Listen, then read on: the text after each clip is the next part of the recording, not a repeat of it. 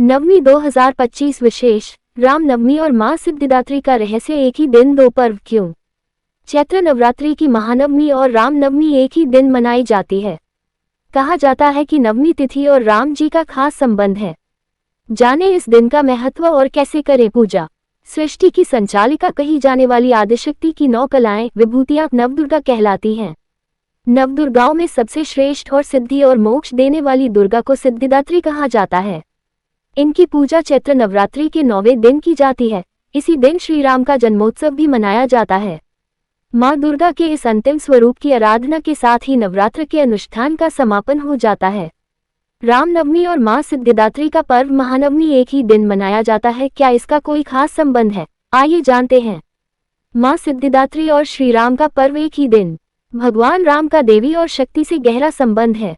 वासंतिक नवरात्रि में श्री राम देवी की शक्ति लेकर प्रकट होते हैं और शारदीय नवरात्रि में शक्ति का प्रयोग करते हैं। चैत्र नवरात्रि की नवमी पर रामलला ने जन्म लिया था और इसी दिन मां सिद्धिदात्री की पूजा होती है, इसलिए ये दोनों पर्व एक दिन मनाए जाते हैं। नवरात्रि और श्री राम का खास संबंध।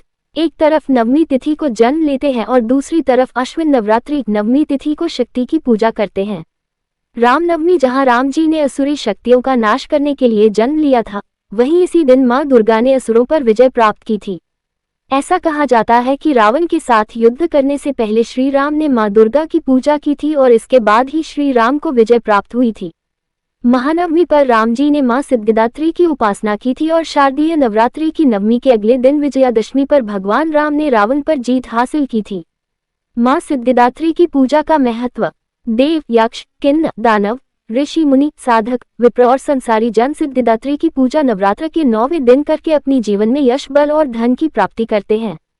मां सिद्धिदात्री की पूजा। सुबह सुबह स्नान करें और मन से शुद्ध रहते हुए मां के सामने बैठें। उनके सामने दीपक जलाएं और उन्हें 9 कमल के फूल अर्पित। फिर मां के मंत्र ओम ह्रीं दुर्गाय नमः का यथाशक्ति जाप करें। अर्पित किए हुए कमल के फूल को लाल वस्त्र में लपेट कर रखें। मान्यता है ऐसा करने से कष्टों और शत्रुओं का नाश होता है।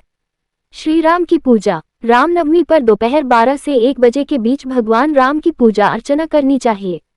उन्हें पीले फल, पीले फूल और पंचामृत अर्पित करें। तुलसी दल भी जरूर अर्पित करें। श्री रामचरितमानस का पाठ करें या राम नाम जपें।